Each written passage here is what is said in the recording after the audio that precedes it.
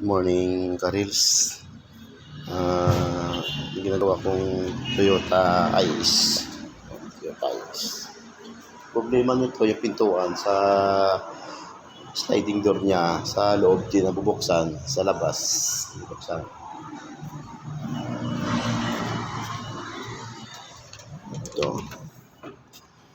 Ayan. Yung problema nito, Karils, ito lang. Ito yung lock, lagyan nyo ng grasa WD-40. Yan. Ito yung problema nyo. Hindi mabuksan sa loob, sir. Tapos ito, gilid. Hindi, okay na. Kasi nabangga to eh. Na-disalign. Ayan o. Oo. Kaya yung lock na tinamaan. Yan, disalign.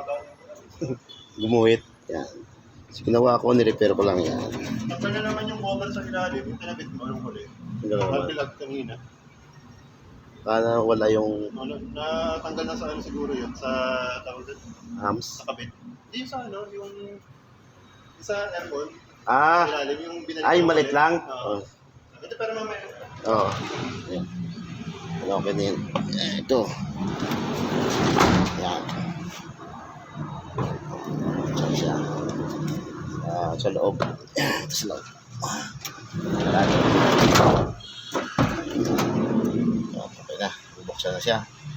Yung mga gagawin ko guys, pagka hindi mabuksan sa loob, ito lang problema niyan. Ito. Yan. Ito problema niya, bilaan. Saka yung lagyan ng grasa. Yan. Yung ice. Binabuksan yung loob, labas lang na bubuksan. Yo guys. Good morning mga Karils. Yung ginagawa ko ngayon. Yo guys. Okay na. Tapos na. So sasarado ko na. Thank you.